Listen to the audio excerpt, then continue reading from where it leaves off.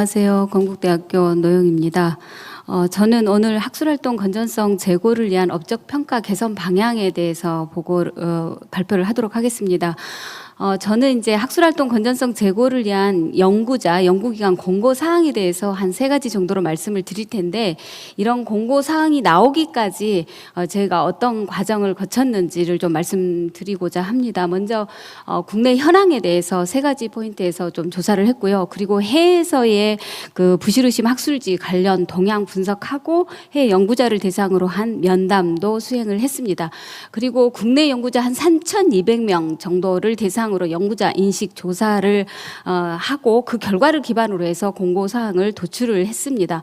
먼저 개요부터 말씀을 드리면, 사실 앞에서도 계속 말씀을 드렸지만 이제 그 여러 연구 부실 행위가 발생을 하게 되는 것은 가장 기본적으로 이제 여러 가지 문제에 의해서 그게 발생이 되겠지만, 지금 현재 대학 평가, 교섭적 평가에서 좀 정량적인 평가에 좀 중점을 두고 있기 때문이라는 의견이 있고요. 그러다 보니까 여러 가지 아까 전임 발표자가 말씀드렸듯이 좀 유혹에 좀 다른 생각을 하게 될 수도 있을 거라고 생각이 됩니다. 그리고 또 실제로 학문이나 연구 분야별 특성에 기반하지 않은 평가, 또 질적 기준이 아직은 좀 불명확하다라는 이런 문제점들이 있기 때문에 앞으로 이런 정성적인 요소를 좀 더 강화시킨 혼합형 기준을 마련할 필요성이 있다라는 거고요.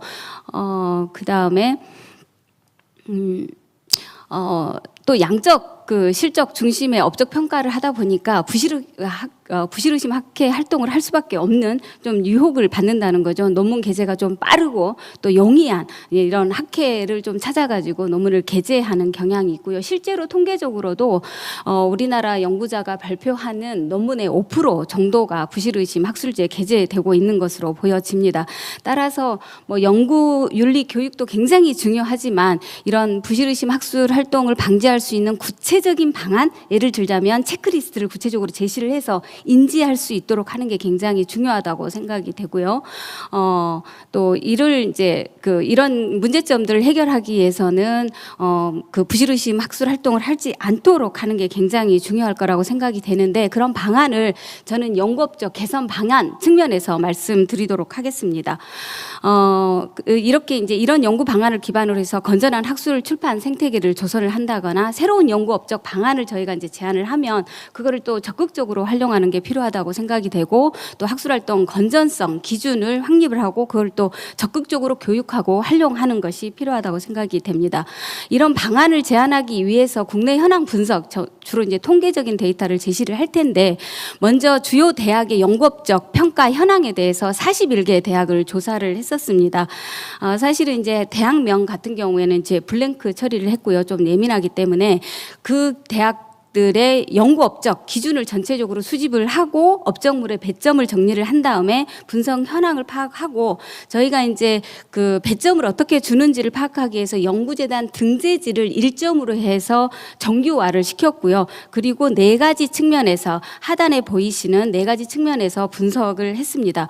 먼저 학술지 논문에 대해서, 국내의 논문에 대해서 각 계열별로 어떻게 평가를 하고 있는지를 좀 분석을 했을 때 인문사회 계열이 좀 높게 평가를 하고요. 의학 계열이 좀 낮게 평가하는 것으로 나타났습니다. 그리고 전체적으로 SSCI, 스코포스와 같은 논문에 좀 더 우선적인 점수를 부여를 하는데, 특히 SCI 논문에 굉장히 높은 점수를 부여를 하고 있고요. 스코포스 같은 경우에는 0.4점 정도의 그 점수를 좀 더 높게 평가하고 있는 것으로 나타났습니다. 그리고 학술대회 같은 경우, 국제학술대회 같은 경우는 0.4에서 0.6 정도의 범위로, 그리고 국내 학술대회 같은 경우에는 0.2에서 0.12 정도까지 배점을 부여하고 있는 것으로 조사되었습니다. 그리고 이제 저서도 굉장히 유형이 다양하잖아요. 그런데 국제 전문 서적에서는 이제 2에서 한 3 정도, 국내 또 번역서 각각 다양하게 하는데, 특히 이제 창작물에 대해서는 1점 이하의 점수를 부여하고 있는 것으로 나타났습니다.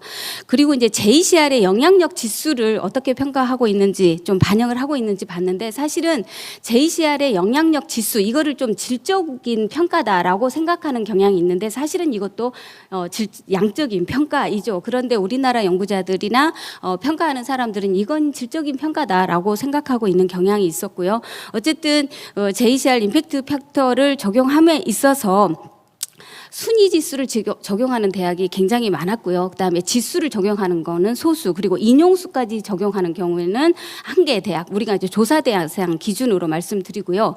그다음에 SCI 저널이나 이제 해외 저널들을 보게 되면 다큐멘트 타입이 굉장히 다양하잖아요. 그런데 아티클을 점수를 이제 아티클 점수가 굉장히 높아야 되는데 어떤 경우에는 앱스트랙이라든가 북챕터도 아티클 수준으로 높은 점수를 주는 대학이 있는 반면에 전혀 인정하지 않는 대학들도 있었습니다. 이것도 조금 좀 고민을 해야 될 거라고 생각이 됩니다. 좀 어느 정도의 가이드라인을 제시를 해서 대학들이 참조할 수 있도록 하는 것도 정부의 역할이지 않나 하는 생각이 들고요.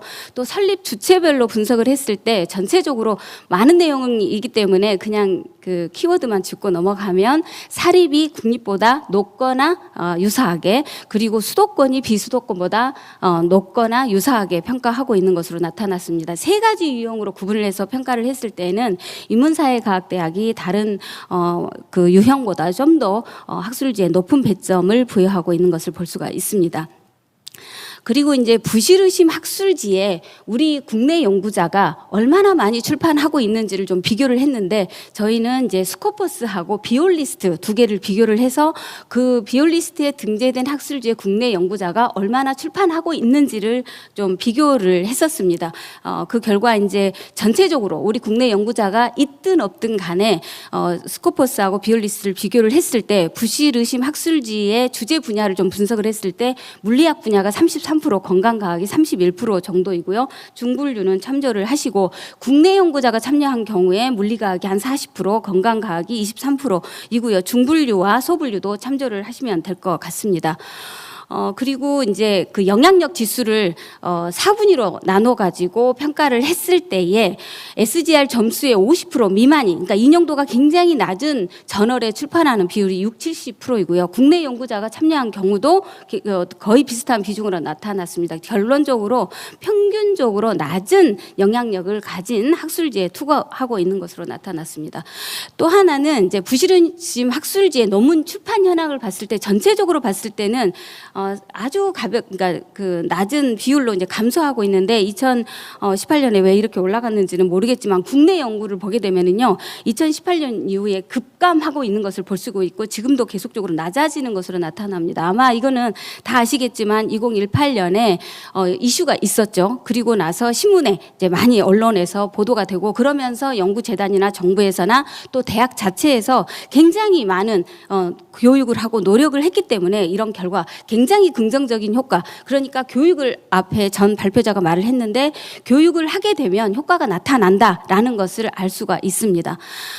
이제 또 피인용 횟수를 봤는데 앞에서도 말을 했지만은 피인용 횟수가 영인 학술지가 51%나 되고요. 우리나라 그 연구자가 투고한 학술지의 피인용 횟수가 영인 학술지는 59% 정도, 10 이하인 학술지는 96%나 되는 것으로 조사되었고요. 그다음에 국내 소속 기관도 분석을 했지만 블랭크 처리를 했습니다. 그리고 연구자, 그 부실의심 학술지에 참여하는 연구자 수를 보시게 되면 2017년에 6,300명에서 2021년으로 그 1,500명으로 급감하게 되는 건데 이것도 굉장히 좋은 효과라고 볼 수가 있습니다. 그 다음에 현재 교수이면서 연구업적에 관계되는 교무처장하고 교무부처장을 대상으로 해서 이거에 대한 연구업적 평가 방식에 대한 인식을 조사를 했고 봤더니 지금 현재 학술지 유형 구분을 통해서 배점 부여를 하는 걸로 교수업적을 평가하고 있는데 이게 굉장히 객관적이고 효율적이다라고 응답을 했지만 그중에 한 대학 같은 경우에는 동료평가나 추천서 등의 정성평가를 적용하고 있다고 했고요. 그다음에 현황과 애로사항을 말씀드리면 한 대학, 그러니까 두 개 대학 중에 한 대학은 정년보장 단계에서 동료평가를 하고 또 하나의 대학은 동료평가와 추천서를 연구업적 전반에 걸쳐서 하고 있다라고 했고요. 세 개 대학은 이제 국제저널에 실리는 거를 질적인 측면으로 간접적으로 고려하고 있다고 하고 있고 이게 일반적인 현상인 것 같습니다. 그럼 애로사항이 뭐냐 했을 때 만약에 정성평가 도입을 하게 되면 객관성과 공정성은 어떻게 확보할 거냐라는 거고, 만약에 정성평가를 하게 되면 서류도 많아지고 절차도 많아지는데 행정력이 없는데 어떻게 할 거냐라는 거고요. 그리고 무엇보다도 정성적인 평가에 대한 인식이 좀 낮지 않느냐, 이것부터 개선해야 되지 않느냐 하는 내용이 많았었습니다. 그럼 어떻게 개선했으면 좋겠느냐에 대해서 대학의 특성이나 목표를 반영을 해라. 그리고 기존 업적 평가 방식을 단계적으로 보완해가면서 해야 된다라는 거고, 특히 이제 특정 단계, 즉 정년 보장 단계에서 좀 심하게 좀 정성평가 요인을 적용했으면 좋겠다라는 거라든가, 연구업적 평가 항목을 좀 다양화시켜라라는 것도 의견이 있었습니다. 부실의심 학술지에 대한 인식도 좀 면담을 했는데, 일단은 연구자들이 부실의심 학술지나 학회에 대한 인지가 좀 많이 부족한 것 같아요. 그래서 리스트를 제공을 해서 그럼에도 불구하고 거기에 싫게 되면 연구 성과를 불인정하는 방안이 좀 고민을 해봐야 된다라는 거고, 그리고 학술활동 건전성을 위한 그런 문화를 조성하는 게 그 무엇보다도 중요하다라는 의견이 있었습니다. 그리고 이제 해외 동향도 좀 살펴보았는데 내용이 많기 때문에 요약해서 말씀드리면, 도라 선언과 같은 많은 선언들이 있는데 여기에서는 이런 정량평가 방식을 좀 지향을 하고 정성적인 평가를 좀 많이 해라는 건데, 실제로 임팩트 팩터는 어떻게 해서 출발을 했냐면요, 대학 도서관 사서 선생님들이 이 그 한정된 예산으로 학술지를 구매를 해야 되는데 많이 보는 저널을 좀 구매해야겠다 해서 개발한 게 임팩트 팩터거든요. 근데 갑자기 어느 날 갑자기 교수업적 평가로 활용이 되고 있는 거예요. 그래서 그런 거는 좀 지향을 하고 학술지 인용의 사용을 제한을 하고, 학술지 중심이 아니라 논문 자체의 가치를 평가를 해야 된다. 물론 이제 논문 자체의 가치를 평가를 하는 것도 많은 퀘스천이 들 수 있지만 그래도 그렇게 해야 된다라는 게 도라의 선언입니다. 그리고 도라 선언의 특징은 학술 생태계를 보면 이해 당사자가 굉장히 많잖아요. 그 그룹별로 공고 사항을 제안하는 것도 우리가 벤치마킹할 만한 내용이라고 볼 수가 있습니다. 라이덴 선언도 정량 지표에 대한 공고를 10가지로 정리를 했었고, 특히 이제 여기서는 대학 순위를 설계를 할 때, 대학 순위를 해석을 할 때, 사용을 할 때 어떻게 해야 되는지에 대한 공고 내용도 수록을 하고 있습니다. 트리플 I에서도 연구업적 평가 3가지 원칙 제시를 했고, 그 다음에 영국의 REF도 이런 목적과 함께 그 교수업적 평가를 할 때 우수 연구자 우수성을 평가를 할 때 복합 지표를 권장을 하고 있고, 연구 성과물, 사회 영향력, 그리고 연구 환경 3가지로 구분을 하고 배점 비중, 그리고 세부 요소를 이렇게 디테일하게 제시를 해서 가이드라인을 제공을 하고 있는 것을 볼 수가 있습니다. ERA 8원칙 제시를 하면서 이걸 기반으로 해서 핵심 지표와 문맥 지표로 나누어 가지고 제시를 하고 있고요. 그 다음에 이제 질적인 측면, 우리가 질적인 평가, 정성 평가를 한다고 하는데, 그러면 해외 대학들은 어떻게 하고 있는지 50개 대학을 좀 조사를 했고, 그 중에 접근이 가능하고 우리 데이터를 확보할 수 있는 10개 대학을 좀 집중적으로 봤습니다. 여기 화면에서 보시는 바와 같이 굉장히 정성 평가를 하기 위해서 많은 다큐멘트를 요구하고 있는 것을 볼 수가 있고요. 그리고 업적 평가 기준의 질적 평가 요소를 보시면 굉장히 학교마다 다양하거든요. 그러니까 여기에서 우리나라 환경에 일차적으로 적용할 수 있는 이런 질적 평가 요소를 도입하는 것을 좀 고민을 해야 될 것으로 보여집니다. 그리고 심사 과정도 어떤 대학 같은 경우에는 17단계까지 있는 경우도 있거든요. 그래서 17단계까지 간다는 것은 교수 업적 평가를 할 때 굉장히 신중에 신중을 기한다라는 메시지를 읽을 수 있을 것 같습니다. 그리고 이 업적 평가를 할 때도 위원회를 굉장히 많이 둬서, 위원회가 물론 이제 믿을 만한 위원회를 구성을 해서 끊임없이 이 그 어떤 한 연구자의 그 질을 평가하도록 하고 있는 것을 볼 수가 있습니다.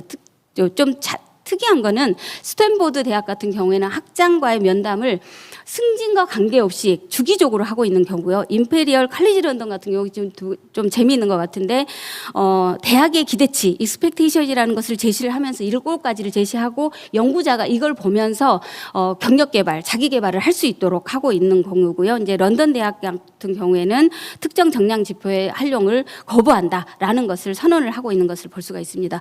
그리고 또 이제 해외 현직 교수들하고 면담을 수행을 했을 때 연구업적 평가의 서류의 정석력 요소에 대한 내용들에 대해서 질문을 했는데, 추천서가 그렇게 중요하다라고 답변을 했고요. 특히 또 리서치 스테이트먼트, 내가 어떤 주제를 가지고 어떤 과정을 거쳐서 어떤 성과를 낼 것인지에 대한 이거를 굉장히 중요시를 하고, 정량적인 거는 그냥 유리한 좀 참조용이 되고, 특히 또 학생 평가도 굉장히 중요시한다라는 거고요. 그다음에 이 저널이 스코퍼스에 등재되어 있느냐 아니냐는 중요하지 않고 오히려 논문의 중요도, 영향력, 파급도, 활용도를 그러면 어떻게 평가를 하느냐, 평가를 위한 토의나 토론 과정을 신중하게 거친다는 거고요. 만장일치로 이거를 올린다고 합니다. 이거를 한국에 적용을 했을 때의 문제점이 있을 수 있죠. 그러니까 미국과 같은 경우에는 학장이나 학과장이 추천제잖아요. 이제 심사를 해서 올라가는데 한국하고는 좀 다르지 않느냐 하는 의견도 있었습니다. 그리고 부실의심 학술지에 대한 대응하는 사례로서 국가적인 수준에서 대응한 사례, 연방정부의 대응 사례라든가 연구재단, 독일의 연구재단 굉장히 내용이 많습니다. 사실은 보고서가 한 300~400페이지 되기 때문에 그게 있고요. 또 비올리스트와 같은 부실의심 학술지 리스트를 제공하는 경우도 있었고요. 아까 말씀드린 대로 우리나라도 이렇지만 대학 도서관에서 부실의심 학술지를 체크할 수 있는 리스트도 제공하고 교육도 제공하고 또 상담을 할 수 있는 루트도 열어주는 대학들도 있었습니다. 그리고 이제 반대로 이런 그 좋은 학술지에 대한 리스트를 제공하는 컨소시엄을 구성해서 제공하는 사례도 있었습니다. 다음으로 연구자 인식 조사인데요. 3,200명이 응답을 했고 설문 내용은 오른쪽 화면에 보시는 바와 같습니다. 간단하게 말씀을 드리면 사실은 정량평가가 많이 이루어지는데 아까 SCI 논문을 반영하기 때문에 혼합평가를 하고 있다고 인지하는 경우가 있었고, 그다음에 적합하다고, 그러니까 지금 현재 대학의 특성과 평가 방식이 적합하느냐에 대해서 40%, 전공 특성에 맞느냐 40%가 적합하다고 했고, 업적평가 기간은 다양하지만 1년 기간이 좀 많았었습니다. 그리고 정량적 수준의 적절성에 대해서 40%가 적절하다고 했고, 또 해외 학술활동에 대한 높은 배점이 사실은 해외 학술활동을 촉진한다는 것에 대해서 62%가 동의하고 있는 것으로 나타났습니다. 정량평가는 부정행위를 학술활동을 유도한다라는 게 53%, 그리고 소속 대학의 평가 방식의 개선 필요성은 50%가 동의하고 있었고요. 그리고 이제 가장 개선해야 될 부분은 정성적인 평가를 좀 했으면 좋겠다라는 의견이 있었습니다. 그리고 이제 부실의심 학술지에 대한 건데 존재 여부는 한 72%는 안다, 30%는 그런데 모른다는 거잖아요. 그것도 굉장히 심각하다고 생각이 되고, 부실의심 학술지, 부실의심 학술 대회의 특징은 60 내지 70% 정도가 어느 정도 인지하고 있습니다. 나머지 부분이 이제 중요할 것 같고요. 그리고 부실의심 학술 활동의 문제점, 가장 큰 문제점이 뭐냐라는 것은 학문의 오염이죠. 그리고 학계에 대한 신뢰도가 저해된다라고 할 수가 있고요. 참여하는 이유가 뭘까라는 거는 아마 이제 인지하지 못하기 때문이 아니냐라는 거고, KCI 등재지에도 내지는 국내 학술대에도 부실의심 학술지나 학술대회가 있을 거라고 생각하느냐에 대해서 5% 이내에서 있지 않겠느냐라는 응답이 가장 높게 나타났습니다. 사실은 굉장히 높은 신뢰도라고 저는 보고 있고요. 그다음에 이제 부실의심 학술활동을 예방 안내 경험이 있느냐에 대해서 65%가 동의를 했고, 대부분 소속 기관에서 이런 안내를 경험한 것으로 보여집니다. 그럼에도 불구하고 부실의심 학술지가 뭔지 모르겠다라는 것은 46%나 되기 때문에 굉장히 또 교육이 필요한 부분이라고 볼 수가 있고요. 관련 지침 내용의 부실의심 학술대 리스트를 수록해 줬으면 좋겠다라는 의견도 굉장히 많이 있었기 때문에 참조할 필요가 있을 것으로 보여집니다. 정성평가 도입해야 된다 라는 거고요. 도입을 하게 되면은 연구의 질이 높아질 것이다. 그리고 동료평가가 빨리 도입이 됐으면 좋겠다라는 의기고, 정성평가를 도입을 한다면 20에서 40%의 비중 정도고, 정성평가는 부실의심 학술 활동을 방지할 것이라는 의견이 있었습니다. 이제 마무리하겠습니다. 사실은 이 내용도 굉장히 많고요. 3개의 파트가 있는데 3개의 파트별로 매뉴얼이 만들어져 있거든요. 그거는 이제 자료로 대신하고 큰 그림만 말씀을 드리면, 교수업적 개선 방향을 5가지 방향에서 말씀을 드렸고, 사실은 그 구체적인 내용은 앞에서 설명해서 말씀을 드렸으니까 큰 그림으로 방향성만 제시를 한다면, 연구업적 평가 원칙 8개로 저희는 제시를 좀 했었습니다. 그리고 연구업적물 유형을 범주화시켜서 어느 정도 동일한 퀄리티를 갖는 것에는 이제 비슷한 점수를 배점을 해서 참조할 수 있도록 해야 될 것으로 보여지고요. 그다음에 혼합평가, 즉 정량평가, 정성평가, 계량지표들을 공동으로 활용해서 하이브리드 방식으로 갈 수 있도록 해야 될 것으로 보여지고, 연구업적을 평가를 할 때 이제 11단계까지, 지금 그러니까 사례에서 봤을 때는 17단계까지 있었잖아요. 근데 이제 저희가 제안할 때는 11개 단계로 적용을 하고, 점차적으로 지금 오른쪽에 보여지는 것처럼 필수 항목에 해당이 되는 거는 좀 우리가 현재도 우리 국내에서 적용할 수 있는 거기 때문에 적용을 하고 점차 확대를 해나갈 필요성이 있을 것으로 보여지고요. 연구업적 평가를 위한 제출 리스트도 앞에서 보시면 굉장히 다양한데, 당장 우리나라에서 지금 현재 적용 가능한 거는 한 3개의 뭐 출판물 평가서 위원장 보고서가 될 것으로 보여집니다. 부실의심 학술 활동이 어떤 게 부실의심 학술지인지 정확하게 말할 수 없고 어떤 부실의심 학술지 리스트에는 포함이 돼 있는데 여기에는 또 포함이 안 돼 있고 좀 판단하기가 굉장히 힘들잖아요. 그래서 그럼에도 불구하고 어쨌든 부실의심 학술 참가자 중에 순진한 연구자들, 모르는 연구자들을 보호해야 되기 때문에 부실의심 학술지 투고 전, 학술대회 참가 전 체크할 수 있는 리스트를 제공하는 게 좀 필요할 거라고 생각이 됩니다. 또 이조 학술지 유형이 있으니까 그 유형들의 특징을 좀 파악할 수 있도록 그 체크리스트를 제공할 필요가 있을 것 같고요. 또 근절을 위해서는 학술활동 예방 교육이라든가 체크리스트, 예방 절차, 대처 방안, 또 문화 조성, 서비스 수립 방안 등이 한 5가지로 제시가 되고 특히 체크리스트는 이렇게 구체적으로 제시를 해서 인지할 수 있도록 해야 될 것 같고요. 그다음에 이제 학술활동의 학술 생태계의 주체자들이 연구 지원기관, 수행기관, 연구자가 있을 텐데 각 그 주체별로 권고 사항을 저희가 개발을 했고 그다음에 연구 지원 기관은 교육과정 개발이라든가 홍보, 또 연구 수행기관 대학 같은 경우에 담당자 교육 대상이라든가 홍보, 그리고 연구자는 그 교육 활동에 적극적으로 참여를 하고 연구윤리 커뮤니티 활동을 함으로써 인식을 개선해 나가야 될 것으로 보여집니다. 본 연구 결과를 기반으로 해서 연구업적 평가 개선의 가이드라인의 기초 자료가 될 수 있도록 하고 이걸 기반으로 해서 건전한 학술 출판 생태계가 조성될 수 있도록 했으면 좋겠습니다. 이상으로 발표를 마치도록 하겠습니다. 감사합니다.